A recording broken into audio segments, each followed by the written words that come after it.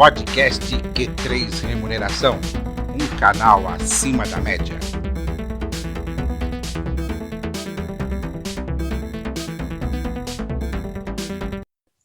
Olá, você profissional de gestão de pessoas e especialmente de remuneração. Está começando mais um episódio do Podcast Q3 Remuneração, um canal acima da média. Eu sou Vanderlei Abreu, jornalista especializado em recursos humanos, e comigo está Matheus de Oliveira, idealizador do Q3 Remuneração e sócio-diretor da RH Plus, referência em remuneração. A consultoria que não fecha negócios, abre relacionamentos, que vai dar alguns recados antes de iniciarmos o nosso programa. Olá, Matheus. Olá, Vanderlei. O recado de hoje é sobre o Grupo, né? Nós vamos retomar aí a pesquisa salarial do Grupo. Já tem aproximadamente 40 empresas inscritas e devemos abranger aí 340 cargos aproximadamente, pegando aí as empresas da região de São Carlos, Ibatera, Araraquara, Matão, ou seja, uma região muito importante no interior paulista, com grandes empresas, que vai dar uma amostra significativa. Esse vai ser já a quarta pesquisa que a RH Plus estará conduzindo para o Grupo. Muito bom, muito bom. É um grupo muito representativo e importante aí do interior de São Paulo, né, Matheus? Exatamente. É um grupo com quase 1.000 integrantes, inclusive pessoas de outros estados aí que integram o grupo, né? Eu acho que dos grupos que eu tenho visto aí, junto com o RH Indica, da Vanessa, são os grupos mais ativos que tem no momento. Muito bom. E hoje nós temos um convidado muito especial e ele vai conversar um pouco sobre alguns casos e causos da carreira dele na área de recursos humanos. É isso que o podcast Q3 Remuneração, um canal acima da média, vai falar hoje com o nosso amigo Odair Montanaro Gazeta, psicólogo com destacada carreira executiva na área de recursos humanos. Odair Gazeta é presidente da Gazeta Talent, talentos para empresa de talento. Seja muito bem-vindo ao podcast Q3 Remuneração, Gazeta. Muito obrigado pela honra do convite e por rever amigos tão notórios para mim, tão antigos, não velhos, né, antigos, mas que teve também uma trajetória junto comigo bastante auspiciosa e longa e muito rica. Estou às ordens aí para que vocês possam usufruir de alguma experiência que eu tenha trajetado. Estou aqui à disposição de vocês para colaborar. Seja bem-vindo, Gazeta. Acho que faz uns 20 anos que a gente não se fala, né? Por aí, viu? Faz bastante tempo aí. Mas a gente está sempre lembrando das boas coisas que fizemos juntos no passado. Pode ter certeza. RH Plus está bem no coração da gente há muitos anos. É isso aí. Bom, Gazeta, quando você deixou a carreira executiva e abriu a Gazeta Talent, inicialmente você atuou como headhunter, né? E há alguns anos você vem atuando também como coach para empresas e palestrantes. Como é que foi essa transição de headhunting para ampliar o teu leque de produtos na Gazeta Talent? Uma história interessante. Eu, como executivo de grandes multinacionais, eu sempre fui solícito, né, vamos assim dizer, em atender amigos que pediam ajuda, pedia aconselhamento e, principalmente, pedia profissionais, né, do meu relacionamento, se eu podia indicar. E, ao longo dessa trajetória de executivo em gestão de pessoas, eu consegui empregar e indicar milhares de pessoas, no qual eu fui empurrado, vamos assim dizer, né, impelido pelos próprios amigos para fazer uma consultoria de hunting e searching de uma forma mais profissional, com o foco dirigido a essas empresas grandes. Eu decidi fazer isso, né? Muito bem sucedido, com muitas grandes organizações que montamos grandes times vencedores, né? E aí, dentro dessa experiência formatada, construída, nós conseguimos também contribuir com muito conhecimento na área de gestão, de liderança, de governança corporativa, no qual entrou a área de coaching. Eu sou um dos mais antigos coaches do Brasil, né? Faço holomentoring, faço counseling, faço coach coletivo, que não é qualquer um que está autorizado. Mas, na realidade, o hunting ainda continua, porque dentro desse assessoramento que a gente pratica, as empresas, volta e meia, estão solicitando profissionais e a gente colabora. Não é mais o core business da Gazeta Talent, mas ainda é um braço que auxilia muita gente, muita empresa, o qual muito nos honra pela confiança depositada. Essa aí é a transição que houve. Agora, fatos pitorescos, né? Aquelas pessoas que me aconselharam a abrir uma consultoria nunca me deram serviço. Foi muito legal isso, né? E viemos na carreira solo, e depois que fizemos uma carteira de clientes interessante, os antigos também voltaram, se fixaram como clientes, né? Então, até hoje, com a gente, dentro de uma grande rede, fizemos Brasil Exterior. Hoje a gente aí faz a capacitação corporativa, desenvolvimento humano e organizacional. Também auxiliamos em hunting, searching, outplacement. Estamos aqui.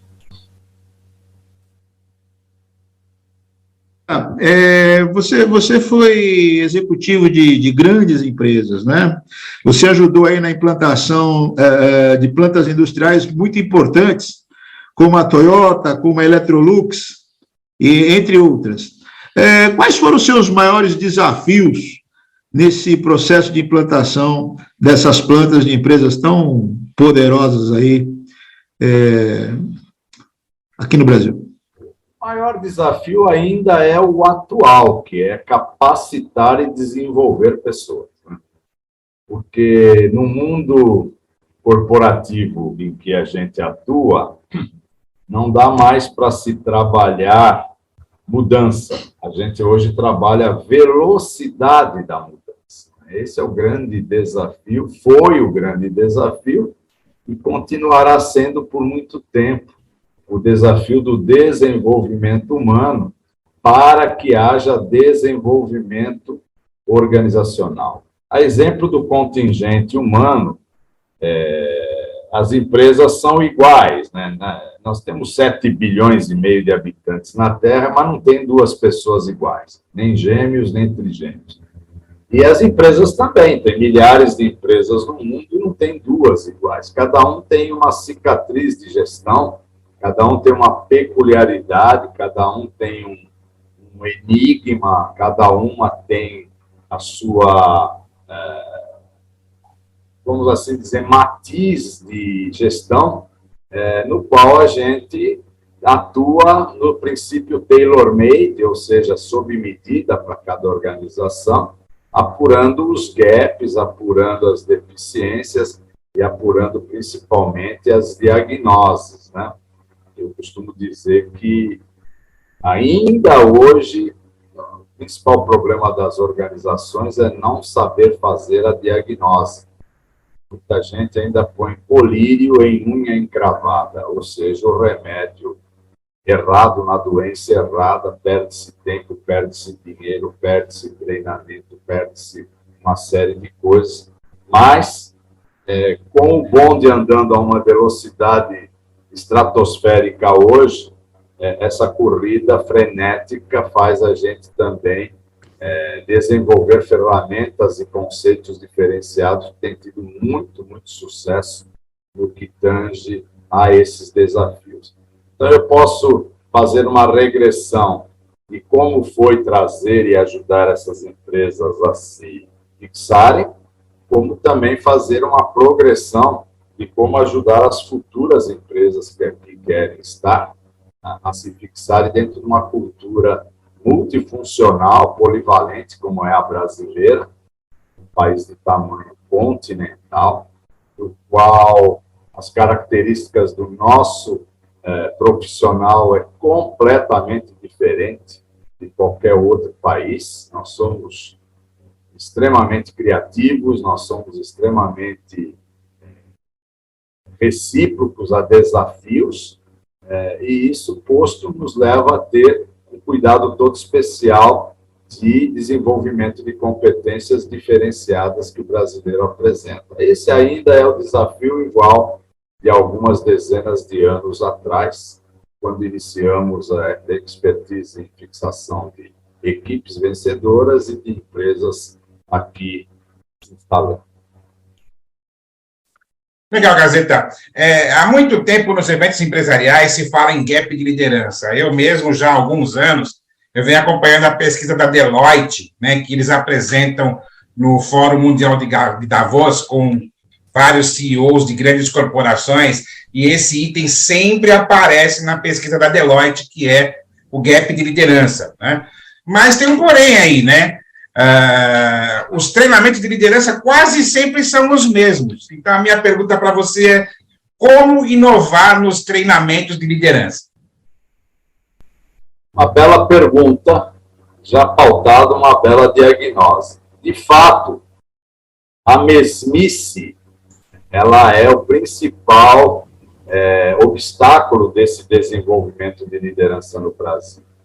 Enquanto não se pedir demissão da mesmice, o pré-esquemático vai prevalecer a ponto de não frutificar em resultado, que é o grande foco e o grande objetivo de qualquer projeto ou programa de capacitação. É aí que entra o coaching, né? O coaching, para esclarecer, exemplo do que muita gente pensa, o coaching não é treinamento. O coaching é um processo transformacional baseado na metamorfose atitudinal, ou seja, ele atua na mudança da consciência para elevar o patamar de eficiência. É por isso que ele funciona. Porque os treinamentos enlatados, os pré-esquemáticos, igual treinar garçom, como atender uma mesa, ele não desenvolve a liderança quântica e muito menos a liderança sensorial, que é o grande produto hoje do líder moderno, né? Porque acabou o manda quem pode, obedece quem tem juízo, o faça o que eu digo, mas não faço o que eu faço. Hoje a liderança construtora ela é pautada em obtenção de conhecimentos diferenciados das mais diferentes matizes, que vai desde cultura empresarial até avaliação das competências de times, né? Por isso que alguns líderes erram, porque trazem ainda consigo um viés de capatazia, né? Um viés de senhor de engenho, vamos assim dizer, no qual não funciona mais. Inclusive, pós-pandemia, esses valores foram completamente ressignificados. Inclusive, estou escrevendo um artigo para uma grande revista sobre a ressignificação dos valores pós-pandemia, porque hoje o viver pautado na perda de muita gente, eu mesmo perdi 13 pessoas, né, 6 amigos íntimos e 7 alunos, né, coaches, o qual senti demais. Tenho clientes que perderam esposa, clientes que perderam filhos, irmãos, e me falam, me consultam como mentor, que não querem mais atuar nesse sentido do workaholic, no sentido da ação e dedicação hiperplena para uma organização ou para uma função. O homework veio para ficar, não 100%, mas ele alivia a tensão corporativa. O jovem que está ingressando no mercado de trabalho, ele tem uma outra visão de carreira. Então, a liderança em si, corporativa, também tem que acompanhar essas tendências, porque as ressignificações são outras. O que eu ouço hoje de clientes, de parceiros, de coaches, de alunos, é isto. Eu preciso viver mais, eu preciso dar mais valor para mim mesmo, mais atenção à minha família, perdi minha irmã, perdi meu pai, não vale tanto a pena assim. Então, essa ressignificação é mundial, mas no Brasil ela se faz sentir preeminentemente no mundo corporativo hoje. As lideranças não estão preparadas para essa ressignificação, elas sofrem no sentido da autoridade, né?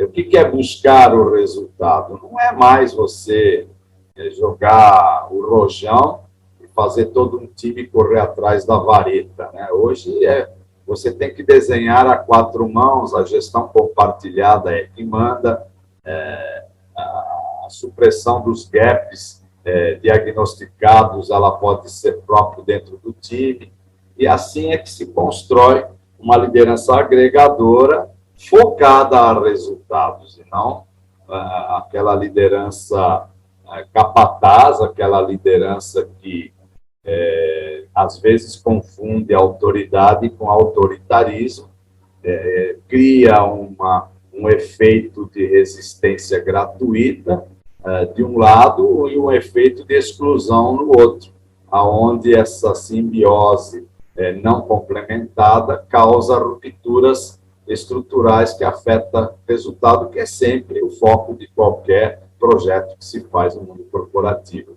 Pessoas e capital ainda vão durar muito tempo de mãos dadas buscando evolução. Mas eu concordo com vocês de que essa liderança precisa ser aprimorada no que tange à construção. Não tem nada melhor do que a gestão compartilhada. Hoje, o grande foco da liderança tem que ser a gestão compartilhada, perguntar o que pensa, o que quer, o que gosta, como é que enxerga tal problema, e a 4 mãos resolver qualquer assunto. Então, enquanto a nossa liderança ela não pedir demissão da mesmice e do pré-esquemático, vai se aprofundar cada vez mais os problemas relacionais. E qualidade relacional é melhor e não faz mal. Ainda essa frase funciona. Qual é a qualidade do seu relacionamento de líder? Quando eu comecei minha carreira como selecionador de talentos, eu lembro bem que o Estadão de São Paulo, você que é jornalista sabe bem disso, ele saía com 400, 350 páginas de emprego, ele saía com 18, 16 quilos, a gente vendia no açougue na segunda-feira para o açougueiro embrulhar carne, né? Eu ganhava dinheirinho com isso. Mas eu lembro que os anúncios que eu colocava, um dos itens é ter liderança nata, né? Depois, com o advento da educação corporativa, percebemos que a liderança é uma prerrogativa que pode ser desenvolvida. Ela não precisa ser nata. Então, caiu isso. Como caiu idade máxima de 35 anos, se punha no anúncio, se colocava boa aparência. Se você colocar isso hoje, você sai algemado, né, de algum lugar. Então, essa evolução relacional também tem que estar dentro do seio corporativo, no que tange às relações líder e liderado, que ao invés do velho organograma do exército prussiano, que muitas empresas adotam até hoje se fala em cluster, hoje se fala em células de trabalho, né, onde a liderança ela é mais focada ao objetivo do que ao humano. É isso aí.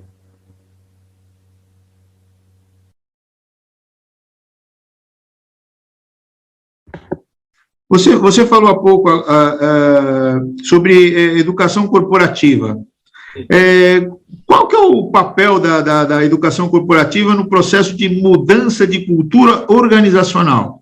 A gente fala bastante, quer dizer, a gente ouve falar bastante sobre educação corporativa, mas a grande maioria das empresas não possui a sua, vamos dizer, universidade corporativa, a sua área de educação corporativa propriamente dita, né?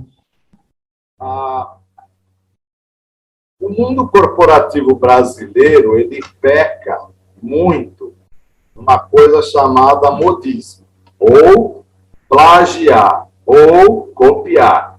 Isso foi feito com a reengenharia humana, foi feito com a ISO, né? Tudo que vem para modernizar as relações acaba virando um chavão. O que é a universidade corporativa? Pouca gente, pouca empresa se preocupa. É uma das coisas mais fáceis de se fazer e mais fácil de se administrar. Basta você ter uma ferramenta que extraia os gaps de deficiência de habilidades de cada colaborador, colocar num banco de talentos e formatar a educação corporativa ou desenvolvimento focado naquele gap. Por exemplo, da nossa avaliação, 35% do nosso quadro de profissionais não sabem falar em público. Vamos buscar aí o Polito para nos ajudar a dar um treinamento de 16 horas para aliviar esse gap e diplomamos o profissional com um diploma da universidade corporativa ou da academia de líderes, tem um nome que quiser, fica até bonito.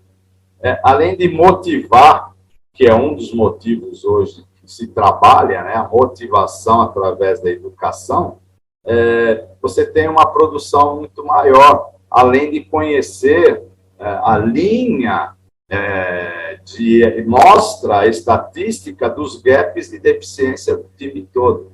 Aí que está a grande ferramenta, porque cada empresa tem a sua peculiaridade de grupo. Tem empresas que só têm gênios, que também não servem muito para produzir. Tem empresas que só têm quem serve muito para produzir, mas não tem estratagemas, nem estratégias. Tem empresas que não têm uma vertente de trabalho em equipe, e sim de eu-equipe, que o prejuízo é enorme, e hoje se fala muito de trabalho em equipe, mas pouca gente sabe conduzir um time para que se produza em equipe, reduzindo sob maneira as diferenças, o clima organizacional hostil, e levando isso a uma produção plena, com aumentos de margem, de faturamento, o qual pode redundar em ganhos mútuos. Porque também o velho chavão de que somos uma família acabou.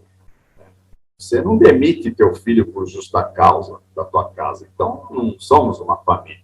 Nós somos uma célula produtiva visando lucro. E quanto mais claro isso for na relação, melhor é para o ganho mútuo. O que é o ganho mútuo? Quanto mais a minha empregadora ganhar, mais eu ganharei, mas é através da minha competência desenvolvida. É por aí que eu quero ser medido. Porque hoje é uma pergunta bem profunda, parece simples. Hoje a principal algema do talento é salário. Né? Ainda se paga salário. Né?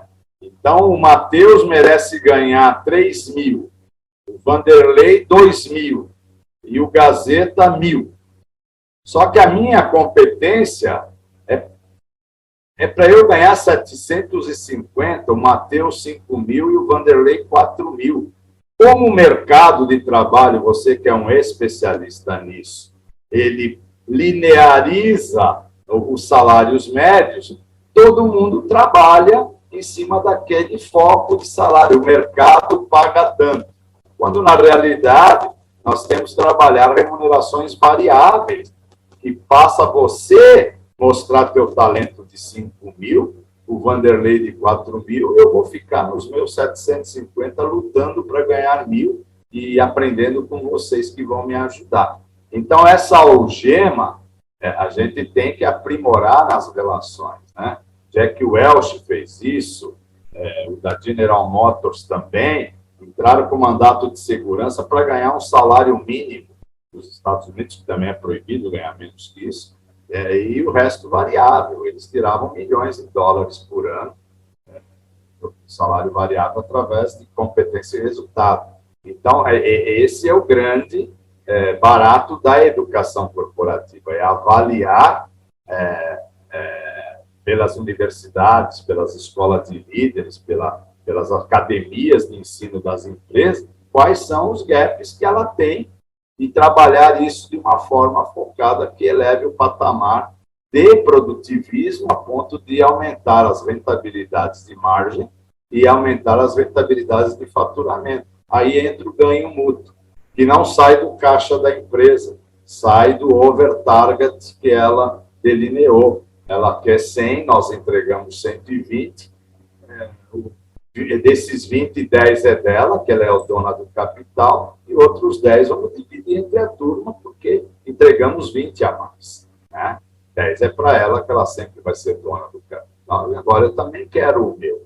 Eu já tenho clientes hoje que ganham 20 salários ano através de, além da meritocracia, estabelecimento de metas objetivas, SMART, né, que é sabida, mensurável, né, metas inteligentes, no qual é tangível, todos sabem, jogo limpo, reuniões de DRE mensal, no qual todo mundo participa, porque não está atingindo, porque está atingindo, porque está superando.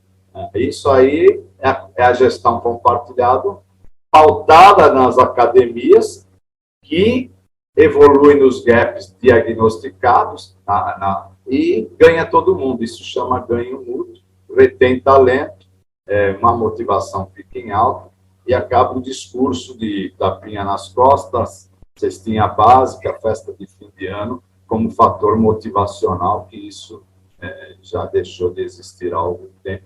E com a pandemia, então, foi simplesmente alijada da gestão. Legal, Gazeta. Na tua resposta, você falou sobre motivação, né? E hoje fala-se muito que os jovens, eles não se prendem a uma empresa e as organizações têm dificuldade para reter talentos. O que as empresas devem fazer para desenvolver o sentimento de pertencer e prazer no trabalho? Maravilhosa pergunta. O sentimento de pertencimento é o principal fator motivador hoje. E as empresas não sabem lidar com isso. Não é que o jovem não quer ficar, o jovem quer pular etapas, né? Eu faço muito processo sucessório corporativo e eu vejo donos de empresa querer que o filho carregue caixa porque ele começou assim e ele quer que o filho sinta um projeto completamente errado, o filho debanda e vai tocar um negocinho próprio, porque ele nasceu rico, ele nasceu sem a necessidade, não digo rico. Então, são focos difusos, né? Agora, dentro das corporações, o que é sentimento de pertencimento? É ele ser olhado com consideração, não é para ser a Madre Teresa de Calcutá, não é isso, mas ele tem que ser respeitado, ele tem que ser conduzido a uma evolução.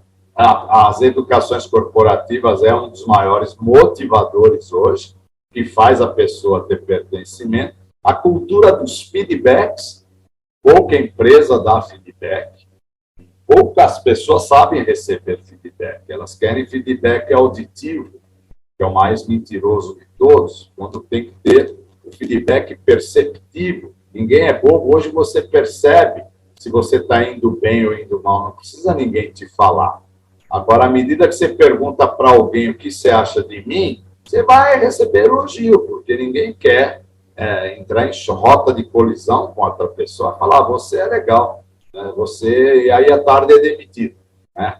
Aí dá aquela sensação de traição, a empresa não tem palavra, o capital é frio, e não é nada disso, é questão só de gestão, que você tem que trabalhar o pertencimento através de quê? Construção de trilha de carreira clara e objetiva, planificação salarial, mediante o que de fato o cargo exige, capacitação profissional, desenvolvimento humano, existe uma série de itens hoje, reuniões de participação, pedir opinião, o que você acha da gente pintar a parede de preto? Vamos ouvir.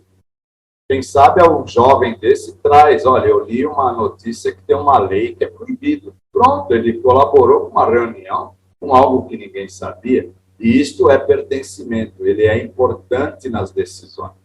Mas hoje, quando volta ao que o Matheus perguntou, da liderança, ela obstaculiza, ela empareda esse pertencimento dos demais, né?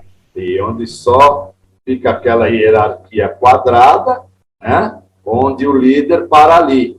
Como ele é um mau comunicador na maioria das vezes, porque ele veio de baixo e ele também tem dificuldade dessa comunicação, porque ele vai ser cobrado.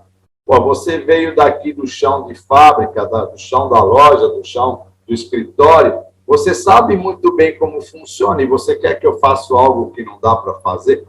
Então, o dialeto corporativo também tem que ser mudado, né? Só tem uma forma de mudar, através da gestão compartilhada, que você traz o pertencimento a alguém, quer ele seja jovem. Hoje está uma onda na Europa de contratar idoso de novo, porque para ensinar o jovem mesmo, né? Não é por dó, não, pelas experiências. Essa miscigenação de experiência do idoso com o jovem está dando muito resultado. O idoso está aprendendo com o jovem está aprendendo com o idoso. Isso é outro pertencimento que está sendo diagnosticado. E na Europa está vindo para o Brasil esse sentimento que você falou, que é o rapid rupture, ou seja, a ruptura repentina do jovem de não quero mais brincar de casinha, tchau, e não aparece nunca mais. Aí é diagnosticado como uma rebeldia, uma desistência, e não é. É o processo motivacional que foi trabalhado sem a fixação do sentimento de pertença da pessoa na unidade. Essa é a minha visão sobre o pertencimento. Gazeta, você com tanta bagagem aí, com tanta experiência e tantas histórias, tem algum caso peculiar aí para você contar, para ilustrar a nossa entrevista aqui? Aquelas pessoas que têm prazer no trabalho. Você parece que tem uma história aí sobre um coveiro, né? Conta aí para o pessoal aí que vai entender bem como é que foi esse processo aí. Antes do coveiro, você falou do prazer no trabalho. É uma matéria que eu desenvolvi com muito sucesso em coaching, que é como se escreve sucesso, que não é com 7 letras, é com 6, é PAIXAOTIO. Recentemente também vi uma do César também, que fala a mesma coisa, achei muito legal, um grande cara. Se você não transformar teu trabalho num exercício de lazer, ele vai ser um fardo, e aí você não tem sucesso. Ao se transformar num lazer, como eu fiz o meu há muitos anos, eu nunca mais trabalhei na vida, eu só me divirto. Então, não importa a distância que é meu ponto de trabalho, que eu viajo muito, eu vou com alegria. Quando é para dirigir, eu vou ouvindo rock, Creedence, xingando o guarda, eu me divirto. Quando eu chego lá, não é um fardo. Puxa, andei 400 quilômetros até Matão para ir na predileta e aqui estou eu. Não, vou com alegria, brinco, faço o meu trabalho e volto com outra alegria, paro em bar de caminhoneiro, restaurante, brinco com todo mundo. Por quê? Se eu for transformar isso num fardo para ganhar dinheiro, que é a consequência, não vai ser legal. Porque o que eu gostaria de fazer era ser vagabundo de praia. Né? Mas eu tenho uma missão, que é evoluir pessoas, formar time, transformar topo em gente, que eu brinco com isso todo o tempo. Né? Agora, quando eu fui viajar com um cliente, pegar o avião dele, ele falou, morreu um funcionário meu, e eu preciso confortar a família, então antes de ir para o aeroporto, eu preciso passar no velório para ele ter a vontade, não tem problema. Aí, como o defunto não era meu, eu fiquei com o coveiro, assistindo de longe, né? E perguntei para o profissional, o senhor gosta do que o senhor faz? Ele me olhou solenemente e falou, o senhor preste atenção que quando acabar a encomenda do corpo, que o padre encerrar, todos vão olhar para mim e eu serei o principal ou protagonista desse evento Mas ele foi um palestrante maravilhoso, mas não deu outro. O padre parou de encomendar o corpo, todos olharam para ele, né? Eu perguntei, você gosta do que você faz? Ele não respondeu. Aí ele fez um discurso, família, pode ir embora, não precisa assistir esse momento triste. Eu farei o sepultamento dele como se fosse um ente querido meu. Todos choraram, abraçaram ele, e ele ganhou R$ 500 ainda de gorjeta da família. Eu até queria rachar com ele, mas ele negou, né? Mas quando estava saindo, ele falou, aquela pergunta está respondida? Eu falei, em parte, sim. Ele falou, então, eu poderia ser pedreiro, pintor de parede, mas eu sepulto os seus entes queridos.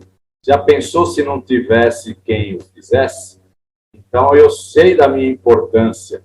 E, para mim, isso daqui, eu sou apaixonado, porque eu sei o quanto de conforto eu levo para as famílias. Aquilo me deu um coach, uma mentoria maravilhosa que eu uso diariamente. Eu conto essa história para grupos novos, de que é ser paixão. Não importa a função. Também não importa o tamanho do teu cargo, né? Eu faço um exercício de um dominó de 5 milímetros que vai derrubando em cascata, chegando a um dominó de 1,5 metro e 50 quilos. Derruba do mesmo jeito. Então, não importa o tamanho do teu cargo, a tua importância é muito grande. Um mês depois do Coveiro, que eu convidei ele para dar palestra, ele falou para eu treiná-lo, e ele deu 3 palestras para mim, 2 em Goiânia, uma em Mato Grosso, né? Foi muito bem sucedido, aplaudido, né? E aí, em casa, eu tinha um cachorro assassino, um Bull Terrier bravo, e eu acabei de reformar o piso de uma garagem em casa, e o Bull Terrier deu uma bundada na lata de tinta de 18 litros e derrubou tudo. Eu fiquei apavorado, fui pegar um pano, na hora que eu fui esfregar, eu trato muito bem todo mundo que me presta serviço, né? Os garis estavam passando com um caminhão. O seu Rosa freou o caminhão. Não, Gazeta, não faz isso, que você vai estragar teu piso. Guarda o monstro aí que eu vou descer. Aí ele desceu com 2 garis, pegaram uma lata de serragem que eles levam no caminhão, derrubaram em cima da lata da tinta do chão e com um rodinho foram pegando, aquilo virou um bloco de madeira que eles puseram no saco de lixo e falaram com todo orgulho que eles têm cursos de conservação predial e manutenção. Aí eu falei, eu queria dar uma volta no teu caminhão na parte de trás. Ele falou, sobe lá. E fiquei no meio de 2 garis, com aquele cheiro maravilhoso, e perguntei para eles, que eles têm barriga de tanquinho, a minha é de máquina de lavar roupa cheia. Eu falei, você gosta do que você faz? A resposta foi exatamente a mesma dos dois. O senhor já imaginou, se não tivesse quem recolhesse seu lixo, o que é que seria da tua casa? O que quer dizer isso? O Vanderlei fez uma pergunta que isso responde. É o pertencimento, ele é treinado. Quando o lixeiro falou, já pensou se não tivesse quem recolhesse o seu lixo, o que seria da sua casa? Com a resposta quase igual à do Coveiro, ele responde a tua pergunta do pertencimento. Ele é treinado a enxergar a sua importância.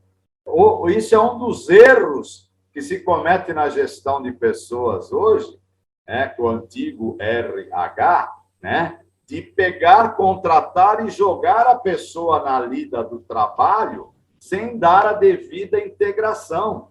O que a empresa expecta dele, o que ele vai encontrar, as dificuldades, as facilidades, aonde ele pode chegar, quanto ele é importante na organização. O lixeiro e o coveiro, eles receberam essa integração para exercício da função dele. Até hoje eu não vi um gari correndo atrás do caminhão de lixo, irritado, bravo. Eles são divertidos, faz os cachorros latirem de propósito, brinca com todo mundo. No Natal toca a campainha esperando um brindezinho, né? E isso é pertencimento. Não importa a função.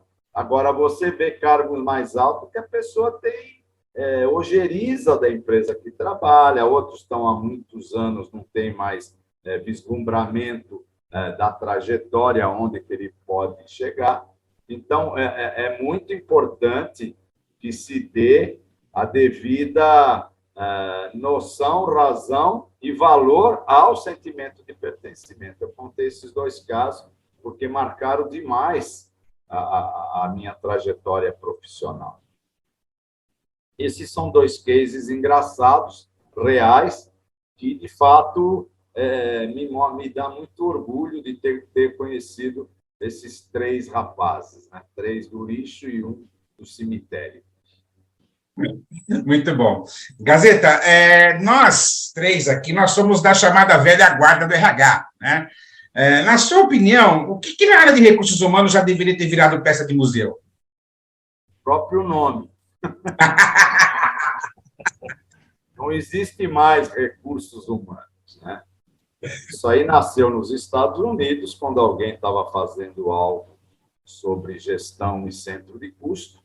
Ele colocou gestão financeira, recursos financeiros, recursos materiais, recursos logísticos, recursos de matéria-prima, e quando viu gente que gerava custo, ele pôs recursos humanos. Nós não somos recursos, nós somos talentos, né? Então, esse é um nome velho, que é onde eu passo, no meu assessoramento, eu faço as empresas mudar para gestão de talento, talento e gestão, mais menos recursos humanos, né? E antes já ainda era pior, era departamento pessoal, né? Gerubal Pascoal, eu sou desse tempo. Então, o que eu recomendo é que a gestão de talento seja sempre estratégica e nunca cartoral, nunca xerifária, nunca punitiva. Hoje eu encontro ainda empresas que têm a gestão da punição, faltou 3 dias, gancho, advertência, para formar um cartel de justa causa, no qual o clima fica detonado, porque eu converso muito com o pessoal de baixo. E eles falam, olha, esse meu colega foi mandado embora ontem, e na concepção do grupo aqui ele era melhor que todos nós. O que acontecerá com a gente daqui a pouco? Acabou a motivação ali. Então, as pessoas vão trabalhar esperando acontecer algo. E não há líder que muda isso. Então, a gestão de talentos, se ela acompanhar essa tendência, essa inclinação, imediatamente ela tem um antídoto, que é conversar, ouvir o que está pegando, o que você não gosta. Até nas avaliações de desempenho, é bem arcaico, é errado. Se avalia para promover ou se avalia para demitir, ao invés de criar um banco de talento dos gaps, do banco de dados, dos gaps diagnosticados em competência. A função de uma avaliação de desempenho é para ver as dificuldades da pessoa, porque o teu desempenho não anda bem, você está precisando de um curso de Excel, o teu inglês não melhorou, mas não vá pôr no pelourinho. Aí, numa advertência que você dá, numa suspensão que você dá, você já quebrou o sentimento de pertença dele. Ele vai ficar lá pelo olheirite e que você o demita. Aí a liderança faz muito pouco, porque ela é responsável por isso, e você pode quebrar essa cadeia de relacionamento errôneo entre patrão e empregado, é um termo que eu brinco de usar, mas não é o certo, no qual você pode atenuar, ouvindo, tendo fóruns, cultura do feedback. No Japão tem o Kondankai, que, na acepção da palavra, é lavagem de roupa suja, mas não é com essa conotação, é alinhamento. Então, todo dia tem pequenos grupos nas fábricas, faz alinhamento. O que pegou ontem? Ontem o senhor gritou comigo, eu pediria para... Não, foi sem querer, desculpa, próximo assunto. Faltou pneu na linha. Não pode acontecer, quem é o responsável? É resolvido na hora. E a reunião dura 20 minutos no máximo, todo dia. Isso é alinhamento, a pessoa é ouvida, então não tem mais o problema. É vagabundo, ele falta porque é preguiçoso. Eu ouço rótulos das mais diversas procedências que rotulam, né? O conceito de rotulação do nosso pessoal é errado. É onde tem que mudar recursos humanos para ter gestão de talentos estratégicos. Hoje as empresas preenchem vaga, ao invés de contratar talento para fazer carreira, para ter perenização, para ter a retenção do talento, né? Hoje você demite uma pessoa, você jogou 4 salários dele de adaptação no lixo, mais 6 a 8 de indenização. Você joga, em média, 10 salários para cada demissão no lixo. Eu tive uma empresa que mandou 2 mil pessoas embora. Num ano de 6 mil, mandou 1/3 do quadro embora. Eu fiz uma conta no Flipchart, num papel de padaria lá, eles tinham gasto 30 milhões de reais, que poderia ser um programa de remuneração variável, um programa de coach, capacitação, cartel de benefícios diferenciado, que atenuaria tudo isso, melhoraria a produção, aumentaria a margem de lucro. Quando eu falei isso, vamos assim chamar de patrão, ele entrou em choque. Queria demitir todo o staff dele. Eu falei, não, essa cultura é que tem que acabar. Vocês precisam aprender a conversar com foco na solução e não no problema. Hoje, é uma cliente que tem 19 salários garantidos para cada trabalhador, desde o mais humilde até o mais alto, pautado, 1, na meritocracia, que é uma série de métricas, e 2, nas metas SMART, que são as metas inteligentes, mensurada, pregada na parede todo dia, qual é o status dela.